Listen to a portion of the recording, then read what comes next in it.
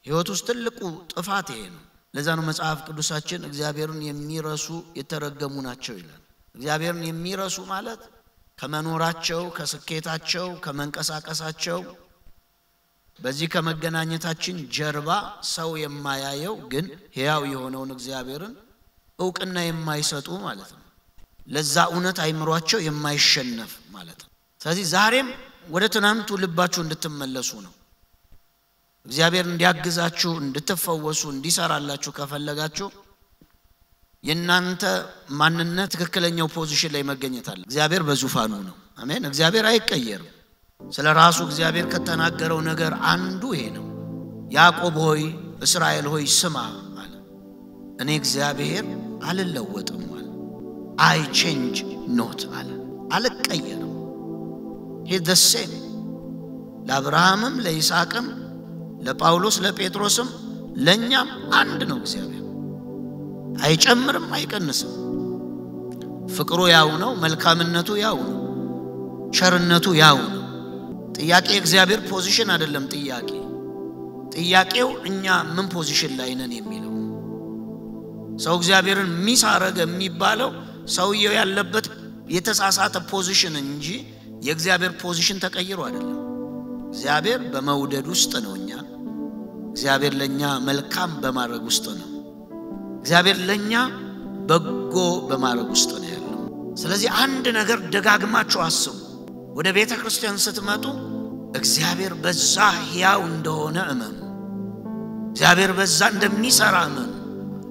መሰብሰባችን ከእግዚአብሔር ጋር እንደሆነ ወቁ። ላለመኑኝ ራሴን ገለጥኩላቸው፣ ላልፈለጉኝ ተገኘሁላቸው። ስሜን ላልጠራ ሕዝብ አለሁልህ አልሁት። ላመፀኛ ሕዝብ መልካም ባልሆኑ መንገዶች ለሚሄዱ የልባቸውን ምኞት ለሚከተሉ ቀኑን ሙሉ እጆቼን ዘረጋሁ። በአትክልት ቦታዎች መስዋዕት የሚያቀርቡ በሸክላ መሰዊያዎች ላይ ዕጣን የሚያጥኑ ዘወትር በፊቴ የሚያስቆጡኝ ሕዝብ ናቸው። በመቃብር መካከል የሚቀመጡ በስውር ቦታዎች የሚያድሩ የእርያ ሥጋ የሚበሉ ማሰሮቻቸው በረከሰ ሥጋ መረቅ የሚሞሉ ናቸው። ዞር በል አትቅረበኝ፣ እኔ ካንተ ይልቅ ቅዱስ ነኝ የሚሉ ናቸው። እንዲህ ያለ ሕዝብ በአፍንጫዬ ዘንድ እንደ ጢስ ቀኑን ሙሉ እንደሚነድ እሳት ነው። እነሆ እንዲህ የሚል ተጽፎ በፊቴ ተቀምጧል። ዝም አልልም፣ ነገር ግን እንደ ሥራው እሰጠዋለሁ፣ የእጆቻቸውን እከፍላለሁ። የእናንተን ኃጢአት የአባቶቻችሁንም ኃጢአት እበቀላለሁ ይላል እግዚአብሔር። በተራሮች ላይ የሚቃጠል መስዋዕት ስላቀረቡ፣ በኮረብቶች ላይ ስለሰደቡኝ በሰፈሩት ቁና ይሰፈርባቸዋል። ለቀደሙት አባቶች የእጆቻቸውን ያገኛሉ። እግዚአብሔር እንዲህ ይላል፣ በውኑ ዘለላ ውስጥ ጭማቂ ገና እንዳለ ሁሉ ሰዎች በውስጡ ጥሩ ነገር ስላለ አትቁረጡት እንደሚሉ እኔም ስለ ባሮቼ ስል እንዲሁ እናገራለሁ፣ ሙሉ በሙሉ አላጠፋቸውም። ከያዕቆብ ዘር የሆኑትን ከይሁዳ ተራሮች የሚወርሱትን አመጣለሁ። የተመረጠ ሕዝቤ ይወርሳቸዋል፣ ባሮቼም በዚያ ይኖራሉ። አጥብቀው ለሚሹኝ ሕዝቤ ሳሮን የበጎች መሰማሪያ፣ የአኮር ሸለቆም የከብቶች ማረፊያ ይሆናል። ነገር ግን እግዚአብሔርን ለተዋችሁት ለእናንተ ለተቀደሰ ተራራዬ ለረሳችሁት ዕጣ ፈንታ ለተባለ ጣዖት ቦታ ላዘጋጃችሁት እድል ለተባለውም ጣዖት ድብቅ የወይን ጠጅ በዋንጫ ለሞላችሁት ተጣርቼ ላልሰማችሁ ተናግሬ ላልመለሳችሁ በፊቴ ክፉ ነገር ስላደረጋችሁ የሚያስከፋኝን ነገር ስለመረጣችሁ ለሰይፍ ዳርጋለሁ። ሁላችሁንም ለውርደት ለመታረድ ትነዳላችሁ። ስለዚህ ጌታ እግዚአብሔር እንዲህ ይላል፣ ባሮቼ ይበላሉ፣ እናንተ ግን ትራባላችሁ። ባሮቼ ይጠግባሉ፣ እናንተ ግን ትጠማላችሁ። ባሮቼ ደስ ይላችኋል እናንተ ግን ታፍራላችሁ ባሮቼ ከልብ በነጨ ደስታ ይዘምራሉ እናንተ ግን ልባችሁ ባዘኑ ትጮሃላችሁ መንፈሳችሁ መሰበሩም ወይ ትላላችሁ ስማችሁንም የተመረጠው ሕዝቤ እርግማን እንደሚያደርገው ትተዋላችሁ እኔ እግዚአብሔር ይገድላችኋል ጌታ እግዚአብሔር ይገድላችኋል ለአገልጋዮቹ ግን ሌላ ስም ይሰጣችኋል ስለዚህ በምሪቱ ላይ በረከትን የሚጠራ በእውነት አምላክ ስም የሚባርክ በምሪቱ መሐላን የሚምል በእውነት አምላክ ስም ይምላል ያለፉት ችግሮች ተረስተዋል ካይኖችም ተሰውረዋል እነሆ እኔ አዲስ ሰማይና አዲስ ምድርን እፈጥራለሁ ያለፉ ነገሮች አይታሰቡም አይታወሱም ነገር ግን በመፈጥረው ደስ ይበላችሁ ለዘላለም ሐሴት አድርጉ ኢየሩሳሌም ለደስታ ሕዝቧን ለሐሴት እፈጥራለሁና በኢየሩሳሌም እደሰታለሁ በሕዝቤ ሐሴት አደርጋለሁ የለቅሶና የጩኸት ድምጽ ከእንግዲህ በዚያ አይሰማም ከእንግዲህ በዛ ለጥቂት ጊዜ ብቻ በሕይወት የሚኖር ሕፃን ወይም ዕድሜ ያልጠገበ አረጋዊ አይኖርም 100 ዓመት የሞላው ሰው ቢሞት በአጭር እንደተቀጨ ይቆጠራል አንድ ሰው በ100 ዓመት ሳይሞላው ቢሞት እንደተቀሰፈ ይገመታል ሰዎች ቤት ይሰራሉ በውስጡም ይኖራሉ ወይንን ይተክላሉ ፍሬውን ይበላሉ እንግዲህ ለሌሎች መኖሪያ ቤት አይሰሩም ወይም ለሌላው እንዲበላው አይተክሉም የሕዝቤ ዕድሜ እንደ ዛፍ ዕድሜ ይረዝማል እኔ የመረጥኳቸው በእጃቸው ሥራ ለረጅም ዘመን ደስ ይላቸዋል ድካማቸው በከንቱ አይቀርም ዕድለ ቢስ ልጆች አይወልዱም እነርሱና ዘራቸው እግዚአብሔር የባረከው ሕዝብ ይሆናሉ ገና ሳይጣሩ እመልስላቸዋለሁ ተናግረው ሳይጨርሱ እሰማለሁ በተኩላ የበግ ጥቦት ባንድነት ይበላሉ አንበሳ እንደ በሬ ሳር ይበላል እባብ ትቢያ ይልሳል በተቀደሰው ተራራዬ ጉዳት አያደርስም ጥፋትም አይመጣም ይላል እግዚአብሔር ባነበብኩላችሁ አሁን የመጽሐፍ ቃል ውስጥ መጨረሻውን ቃል ከሰማችሁ እግዚአብሔር እንዲህ ይላል ማን ነው የሚለው እግዚአብሔር ምን ይላል ከተባለ በተቀደሰው ተራራዬ ላይ አለ ትንቢተ ኢሳይያስ ምዕራፍ 45 ከ17 ጀምሮ ነው ያለው ከ17 እስከ 25 ድረስ ሲሄድ በተቀደሰው ተራራ የተቀደሰ ተራራ የሚለው የተቀደሰ የሚባል ተራራ ኑሮ አይደለም የተቀደሰ የሆነ ምድር ላይ የተቀደሰ የሚባል ስፍራ የለም የተቀደሰ ተራራ የሚለው ራሱ እግዚአብሔር ሐልወቱ ያደረበትን መገኘቱ የመጣበትን የእግዚአብሔር መንፈስ የተንቀሳቀሰበትን ተራራ በኢሳይያስም በመዝሙረ ዳዊትም ሄዳችሁ ስታጠኑ እግዚአብሔር ምን ይለዋል የተቀደሰ ተራራዬ ይለዋል የተቀደሰው የእግዚአብሔር ሐልወት ስለመጣ ነው የተቀደሰው የእግዚአብሔር መገኘት ስለመጣ ነው ተራራ ስለሆነ ቅዱስ ሊሆን አይችልም ሸለቆ ስለሆነ ርኩስ ሊሆን አይችልም ከተማ ሲሆን የረከሰ ገጠር ሲሆን የተቀደሰ የሚባል ስፍራ የለም ግን እግዚአብሔር አንድ ነገር ተናገረ በተቀደሰው ተራራዬ ላይ አንድ ነገር አደርጋለሁ አለ በተቀደሰው ተራራ የሚለው የኔ ህልውና ባለበት ስፍራ ማለት ነው ከዘጸአት ምዕራፍ 19 ጀምሮ በሲና ተራራ ወረደ እግዚአብሔር እሱን የተቀደሰው ተራራዬ የሚለው እግዚአብሔር የወረደበትን ስፍራ ለሙሴ እንዲህ ብሎ አስጠነቀቀው በሲና ተራራ ላይ የእስራኤል ልጆች ሕያው መሆኔን ያውቁ ዘንድ ካፌ ቃል እንዲሰሙ ባንተ በኩል ሳይሆን የምናገራቸው እኔ ራሴ መጥቼ እስራኤልን እናገረዋለሁ ፊት ለፊት አለ እግዚአብሔር ከዛ ሙሴን እንዲህ ብሎ አስጠነቀቀው ግን እኔ ተራራው ላይ ከወረድኩኝ ተራራው የተቀደሰ ይሆናልና እርኩስ የሆነ መጥቶ እንስሳ ቢሆን ሰው ተራራውን ቢነካ ግን ምን ይላል አለው እግዚአብሔር ይሞታል ተራራው አይደለም የሚገለው ተራራው ከእግዚአብሔር መገኘት የተነሳ ተቀድሷል አሁን ትንቢተ ኢሳይያስ ላይ መጣና እግዚአብሔር እንደዚህ አለ የተቀደሰው ተራራዬ ውስጥ የሚኖሩ አለ እድሜያቸው እንደ ዛፍ እድሜ ይሆናል ልጆቻቸው እድለቢስ አይሆኑም አለ በስራቸው ረጅም ዘመን ደስ ይላቸዋል ሐሴትን ያደርጋሉ እስኪ የኔ ዘር እድለቢስ አይደለም በሉ ደግሞ እድለቢስ አይደለም በሉ ዘሬ ተባረከ ነው በሉ ቤቴ ተባረከ ነው በሉ ዘመኔ ተባረከ ነው በሉ ሕይወቴ ተባረከ ነው በሉ ቀኔ ተባረከ ነው በሉ ከኔ ተወለደ ተባረከ ነው በሉ ምክንያቱም በሉ እኔ በእግዚአብሔር በሉ የተባረኩ ነኝ በሉ ወደ ልጆቼ በሉ የእግዚአብሔር በረከት በሉ ተሻግሯል በሉ ከኔ ተወለደ በሉ እድለቢስ አይደለም በሉ የተረከመ አይደለም በሉ ክፉ አይደለም በሉ አመፀኛ አይደለም በሉ ለጨለማ ሰዓት አይሆንም በሉ ከኔ ተወለደ በሉ የተባረከ ነው በሉ እግዚአብሔር በሉ ይጎበኘዋል በሉ እግዚአብሔር በሉ ይዳስሰዋል በሉ እግዚአብሔር በሉ ይገለጥለታል በሉ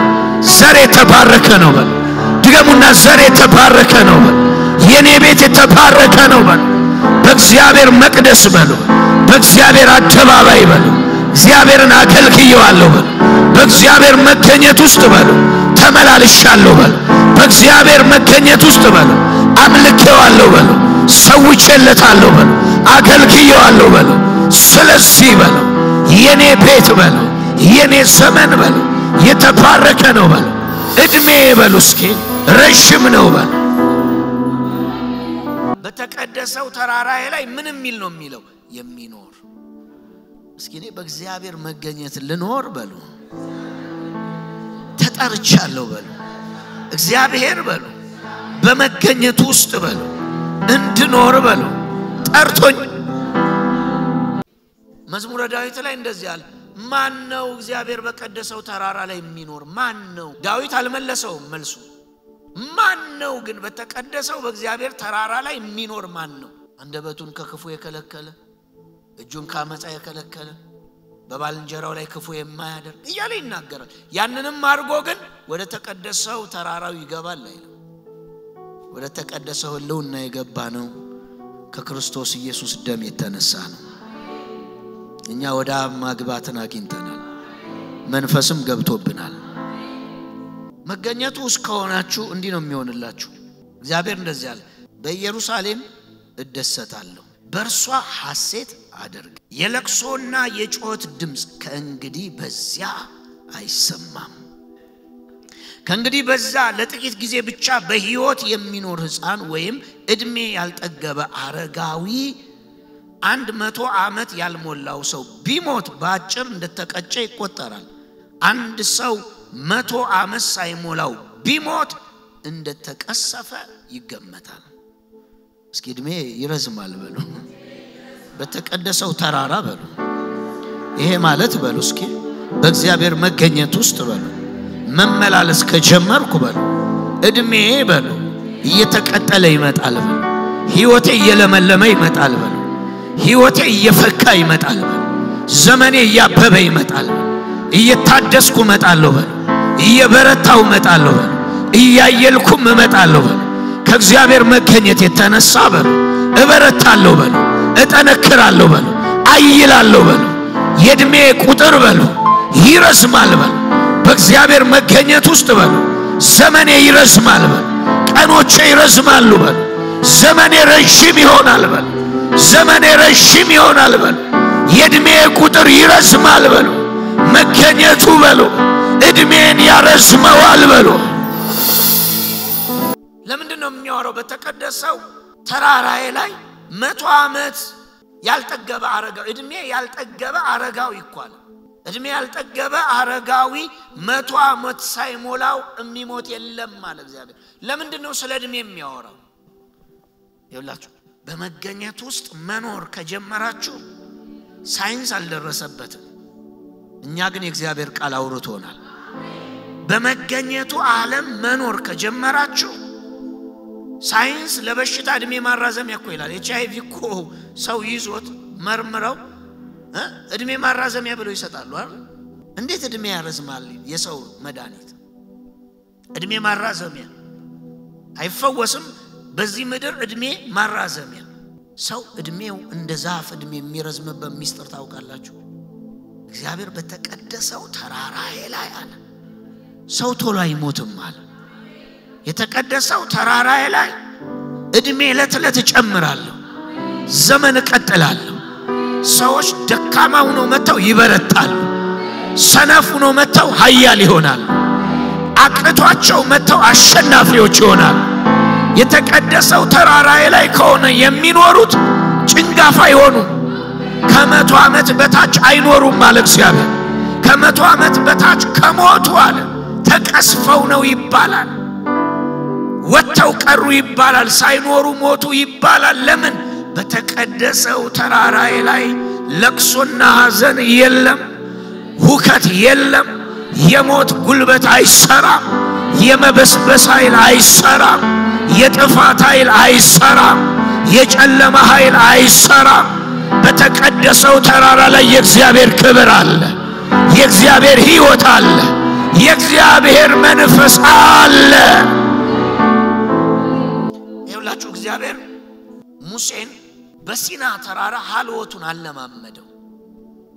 አንድ ዓለም ቴስት አደረገ። ሰው ቴስት አድርጎት የማያውቀውን ነገር ቴስት አደረገ። ሰው ወደ እግዚአብሔር የመንፈስ ዓለም ገብቶ አያውቅም። እግዚአብሔር ሙሴን ና ወደ ደመና ወደ ክብሩ ና ግባ አለው። ሙሴ ገባ። ታውቃላችሁ ሙሴ ከዘጸአት 19 በኋላ ስለ ከነዓን አውርቶ እንደማያውቅ ከነዓን ልግባ አለ። በቃ ተውሱ ካንድ ምድር ወጥቶ የተሻለ የሆነ የተባለ ምድር መግባት ቫልዩ ለስ አረገበት እግዚአብሔር። በዛ ገብቶ ቤት መስራት ሙሴ እየመራኮ ቢሄድ ቢገባ ወደ ከነዓን እኮ ሙሴ ቢገባ አብሯቸው የመጀመሪያው ንጉስ ይሆናል፣ ይነግሳል በከነዓን። የምድርን ንግስና አስጠላው፣ የምድርንም በረከት ያ እግዚአብሔር ማርና ወተት ያለውንም ጠላው ሙሴ። ምን ስለሆነ ሲባል እግዚአብሔር ዓለም ውስጥ ገባና አየ። ሰው ሊያው የማይችለውን አየ። ያለ ምግብ፣ ያለ ተጽዕኖ፣ ያለ ርክማን፣ ያለ ጨለማ የነጻነት ሕይወት አየ ሙሴ። ለዛ ነው እኮ ሙሴ በ120 ዓመቱ ምንድነው የሚለው መጽሐፍ? አይኑ አልደከመም፣ አይኑ ከማየት አልፈዘዘም ይላል። ጆሮም ከመስማት አልደከሙ፣ ጉልበቱም አልዛለም። ዋይ ብትሉ በዛ መገኘት ውስጥ ያለ የሆነ የሕይወት ኃይል አግኝቶታል። ለዛ ነው ዘጸአት 33 እና 34 ላይ እግዚአብሔር መጣና እንደዚህ ያለ ከእስራኤል ጋር መጓዝኔ ደክሞኛል፣ መርቶ የሚያስገባችሁ መልአክ እልካለሁ ሲለው ሙሴ ልብሱን ቀደደ፣ አመድ ነሰነሰ። እንደዚህ ያለው ስለምን አወጣህን እግዚአብሔር ሆይ ታዲያ አንተ ካላስመራህን? ለምን ቢባል ይኸውላችሁ እስራኤል 40 ዓመት በምድረበዳ ሲጓዝ በእግዚአብሔር መገኘት ውስጥ ስለሆነ 40 ዓመት እየተጓዘ አይደክምም፣ 40 ዓመት እየተጓዘ አያረጅም፣ 40 ዓመት እየተጓዘ ጫማ አያልቅም፣ 40 ዓመት እየተጓዘ ልብሳቸው አያረጅም፣ 40 ዓመት እየተጓዘ ስሙን አይዘሩ፣ አያጭዱ፣ አያረቡ። ምንም እኮ ምድራዊ ስርዓቶች ቆመዋል። እስኪ እዚህ ጋር ዘርተን 3 ወር አጭደን እንብላ የሚባል የለም። አይዘራ፣ አያጭድ፣ ይነጋል፣ ይራመዳል፣ ይበላል፣ ይጠጣል፣ አይደክሙ፣ አይታክቱ። ለምን? ከመገኘቱ በታች ናቸው፣ ከደመናው በታች ናቸው።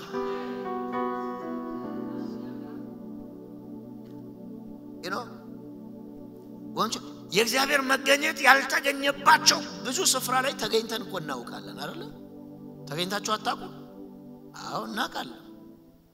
የእግዚአብሔር መገኘት የሌለበት ስፍራ ላይ ተገኝተን አምልኮ ወገኖቼ አመታት ይሆንብናል። የእግዚአብሔር መገኘት ውስጥ የሌለበት ቦታ ተገኝተን ትምህርት እያስተማሩ በጣም እያስተማሩ ሰዓቱ አልሄድ ይለናል እንሰለቻለን። የእግዚአብሔር መገኘት ውስጥ ተገኝተን ጸሎት ተገኝተን እናቃለን እንጸልይ ብለን 10 ደቂቃ ሰዓት ነው የምናየው። ራልቆ በሄደ ይኸውላችሁ ኪቦርዱ ቢበላሽ ሳውንዱ ቢበላሽ የዘማሪው ድምጽ ባያምር ሰባኪው ዕውቀት ቢኖረው ባይኖረው መገኘቱ ካለ ሁሉን ያስረሳል። መገኘቱ ውስጥ አምልክ 2 ሰዓት አምልካችሁ 30 ደቂቃ ያመለካችሁ አይመስላችሁም? ከእንደገና ለማምለክ ጉልበት አላችሁ። መገኘቱ ውስጥ 10 ሰዓት ተምራችሁ 10 ደቂቃ የተማራችሁ አይመስላችሁም? አሁንም ለመማር ጉልበታም ናችሁ። መገኘቱ ውስጥ 4 ሰዓት ሙሉ በኃይል ጸልያችሁ 4 ሰዓት ሙሉ በኃይል ጸልያችሁ አሁንም እንጸልያለን ስትባሉ አይደክማችሁም? እግዚአብሔር እሱን ነው የተቀደሰው ተራራዬ ያለ። በዛ የተቀደሰ ተራራዬ ላይ መኖር ከጀመረ ሰው ነው የሚለው። መኖር ከጀመረ እድሜው እየተቀጠለ ይመጣል። የሞት ቀንበሮች እየተሰበሩ ድንገተኛ አደጋዎች እየተሰበሩ ከእግዚአብሔር ለይተው ዴስቲኒያችንን የማይገባ ስፍራ ላይ ማድረግ የሚፈልጉ ሲስተሞች እየተሰበሩ አምናም በህይወት ካቻምናም በህይወት 10 ዓመትም ሂደ በህይወት 30 ዓመትም በርትተ 40 ዓመትም በርትተ 50 ዓመትም በርትተ ሳትደክም በልምላሜ በሙሉ አቅም በሙሉ ኃይል የምትኖርበት ምስጢር የእግዚአብሔር መገኘት ብቻ ነው። We need the presence. We need መገኘቱ የህዝብ እድሜ ምን ይላል? አዛውንቱ ነው አርጅተው ዘመናቸው ምን ይላል አለ? ከ100 ዓመት ምን ይላሉ አለ? ያልፋሉ። በተቀደሰው ተራራዬ ከሆነ የሚኖሩት አለ በ100 ዓመት እና ከ100 ዓመት በታች ከኖሩ አለ በቃ እርግማን አግኝቷቸዋል፣ ተቀስፈዋል። በተቀደሰው ተራራዬ ከሆነ የሚኖሩት አለ ከ100 ዓመት እያለፉ ይሄዳል። ምስጢሩ ምንድነው? his presence። አጠገብ ያለው የሆነ ነገር እየበራልኝ ነው በሉት። የእግዚአብሔር መገኘት በሉት። እድሜ ይቀጥላል በሉት። እድሜ ያራዝማል በሉት። እድሜ ያራዝማል በሉት። እድሜ ያራዝማል በሉት። እድሜ ያረዝማል በሉት። እድሜ ያረዝማል በሉት። ያድሳል በሉት። ባለህበት ክብር በሉት። ለዘላለም ያኖራል በሉት። የእግዚአብሔር መገኘት በሉት። የእግዚአብሔር መገኘት በሉት። በህይወት ያኖራል በሉት።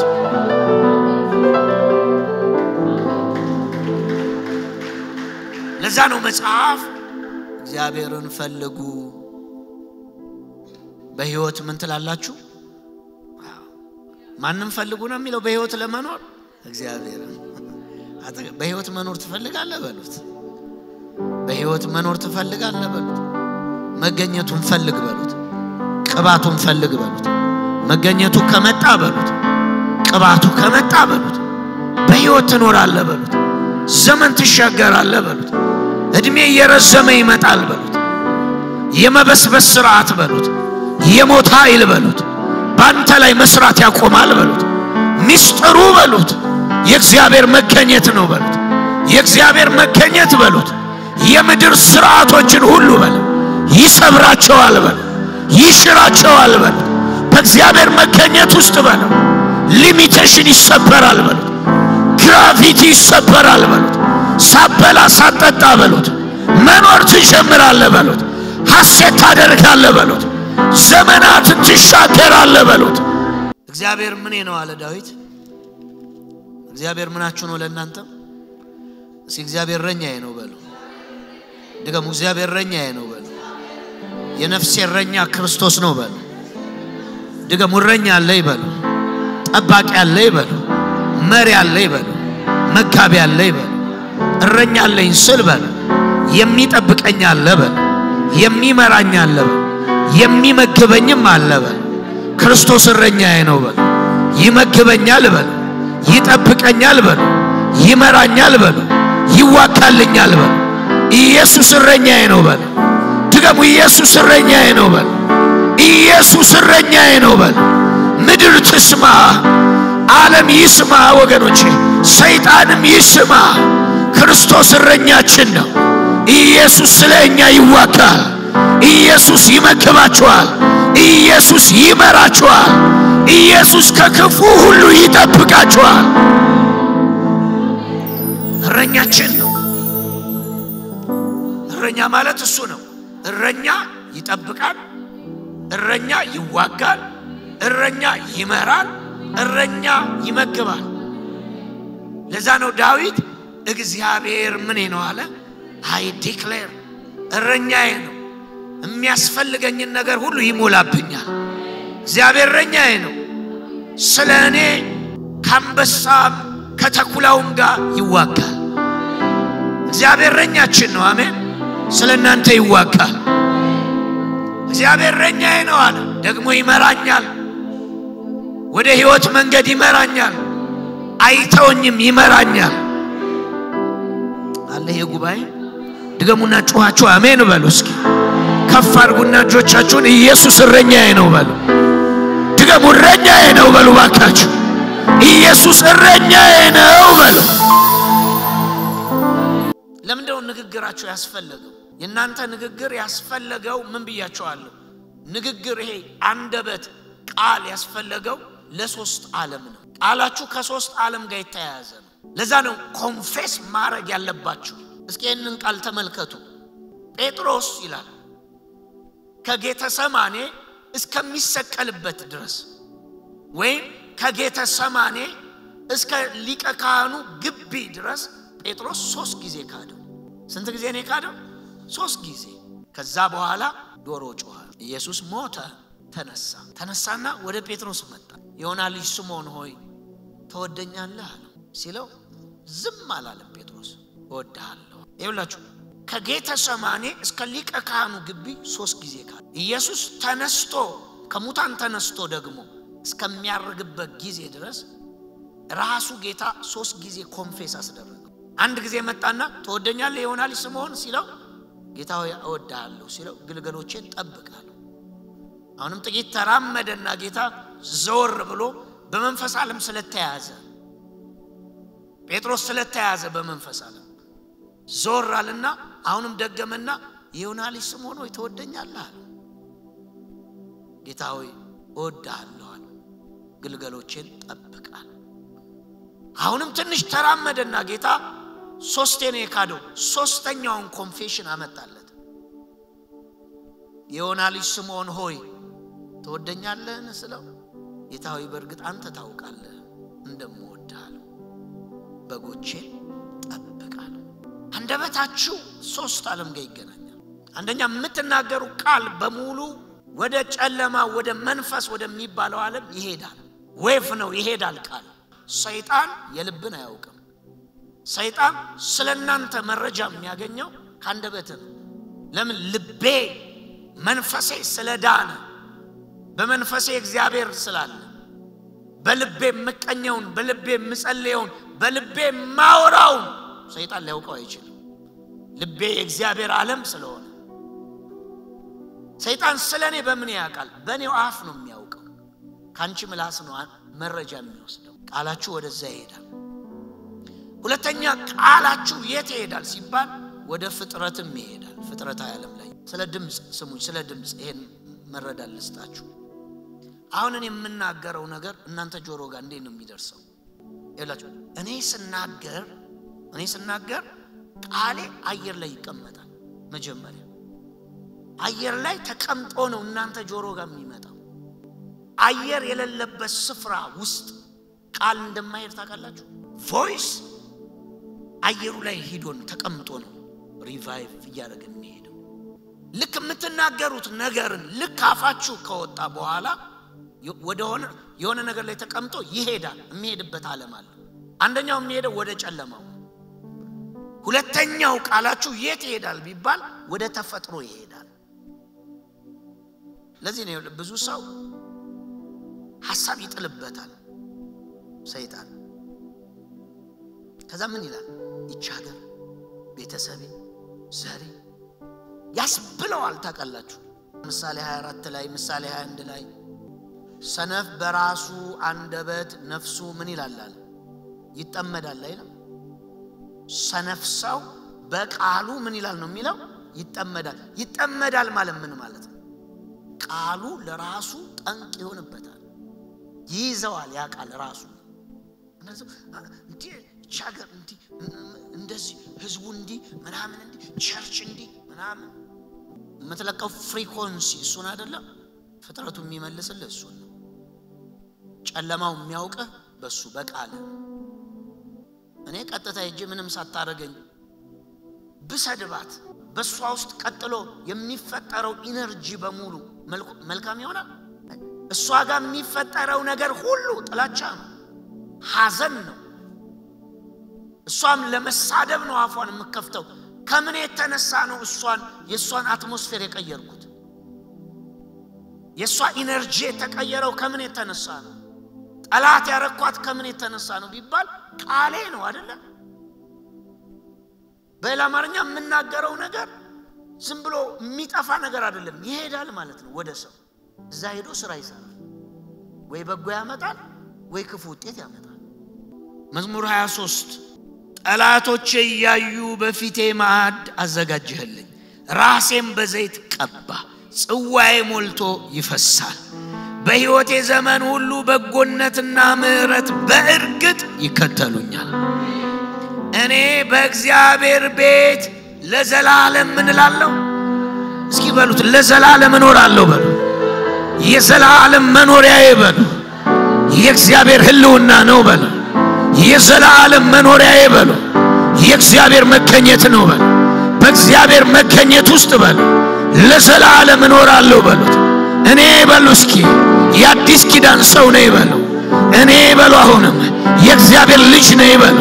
በእግዚአብሔር ልጅነቴ በሉ በእግዚአብሔር ህልውና በሉ ለዘላለም በሉ ሐሴት እያረኩ ከፍ እያልኩ በሉ እያበብኩ በሉ እየበረታሁ በሉ እየሳኩ በሉ እየለመለምኩ በሉ ለዘላለም በሉ በእግዚአብሔር ህልውና እኖራለሁ በሉ። መኖሪያዬ በሉ የዘላለም አምላክ ነው በሉ። መኖሪያዬ በሉ የዘላለም አምላክ ነው በሉ። መኖሪያዬ በሉ ሕያው አምላክ ነው በሉ። የሱን መገኘት ፈልጉ። ቀደም ያነበብኩላችሁ ኢሳይያስ 65 በተቀደሰው ተራራዬ የሚኖር እንኳን ከ100 ዓመት በታች ከሞት አለ እግዚአብሔር ተቀሰፈ ነው የሚባለው። ለምን መገኘቱ ውስጥ ከላይ ከፍ ብሎ ምን አለ? በዛ ለቅሶ ሐዘን እንባ የለም። የት ስፍራ ደስ ይላል? እኔ በእግዚአብሔር ህልውና ውስጥ ነው ደስ የሚለኝ። ፈገግታዬ ያለው በእግዚአብሔር ህልውና ውስጥ ነው። ዝማሬ የሚመጣልኝ በህልውና ውስጥ ነው። ጠላቶቼ ላይ መበረታው ህልውናው ሲመጣ ነው። መገኘቱ ሲመጣ እንደሌላ ሰው እንቀየራለን። የእግዚአብሔር እጅ በላያችን ሲመጣ ደመናው ውስጥ መግባት ስንጀምር የምድርን ሲስተም እንረሳለን። የፈራነውን ነገር ወደ ታች መመልከት እንጀምራለን። በጠላቶቻችን ላይ መሳቅ እንጀምራለን። በምድራውያን ላይ መሳቅ እንጀምራለን። ባስደነገጡንም ላይ መሳቅ እንጀምራለን። ያንተ ማንነት እሱ ነው። ስላላወቀው ነው ማንነት። ሪሉ ማንነት ካወቀው ሰይጣን ሊጣሉብኝ ምናምን አረ ጣሉብኝ አመት እንተ አረ ሳንቲም አገኘው ቆርኪ ነገር 3 ቆርኪ እንደዚህ ያሽከረከሩብኝ። አንተ ፕሬዘንስ ውስጥ ከሆንክ እምትለው ቀጥለህ እንደ የአፌ ቃል እሳት ነው። አሁን እንደ አውሎ ንፋስ ብፈልግ እንደ እሳት እበላሃለሁ ነው የምትለው። ምንም አይነት ጉዳይ ይሁን ኖ ማተር ብራዘር፣ በምንም አይነት መንፈሳዊ ሚስጥራዊ አሰራር ይኑር እግዚአብሔር ወዳየል የከበረ ዓመት ላይ አይገቡ። በጌታ በኢየሱስ ስም አይገቡ። በጌታ በኢየሱስ ስም አይገቡም። ዘመናቸውን በዚህ በ2017 ዘጋሁት። በኢየሱስ ስም ዘጋሁት። አይገቡ እያስጨነቁ እየታገሉ እያስፈራሩ እመነኝ ደግመው በ2018 ሊያስደነግጡ ሊያስፈሩ ሊታገሉ ሊያዋርዱ ነገርን ሊያበላሹ ተከትለው በኢየሱስ ስም አይገቡም። የነሱ ዓመታትና ዘመን በዚህ ዓመት ጳጉሜ 5 ላይ ለአንዴና ለመጨረሻ ጊዜ ማህተም ይደረግበታል። ለዘላለም ይዘጋባቸዋል። ለዘላለም ይዘጋባቸዋል። ለዘላለም ይዘጋባቸዋል። ለዘላለም ይዘጋባቸዋል። ለዘላለም ይዘጋባቸዋል።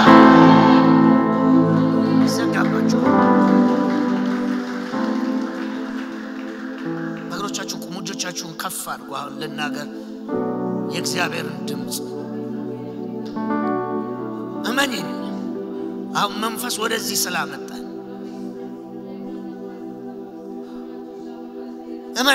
እመነኝ ባይ ብራዘር ወደ 2018 ዋው ጠላት ተርኩሶሽ የነበረ ጠባሳ ራሱ መጠበስሽን እስከማታቂ ድረስ እግዚአብሔር አምላክ ጠባሳሽን አስወገደው። የጨለማ ምልክት ሕይወታችሁ ላይ የጨለማ ስብራት የጨለማ ምልክት ተቀምጦ ሁሌም የምትሉበት ጠባሳ ዛሬ እግዚአብሔር ያንን ጠባሳ ፈወሰ። ከአንድ ሴት ላይ ተፈወሰ።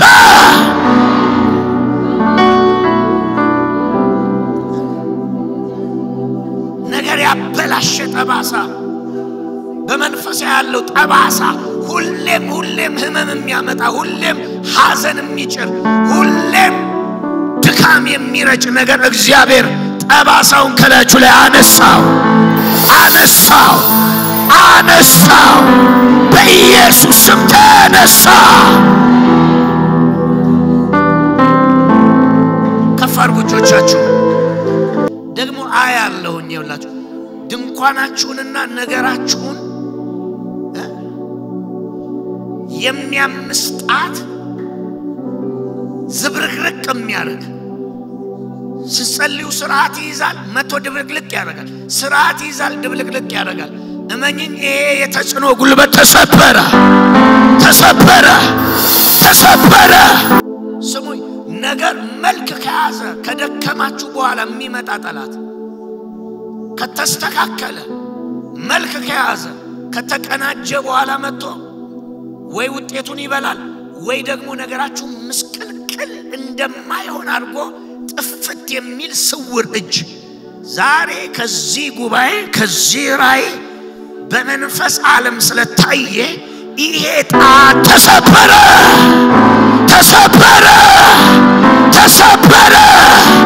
በኢየሱስ ስም ተሰበረ።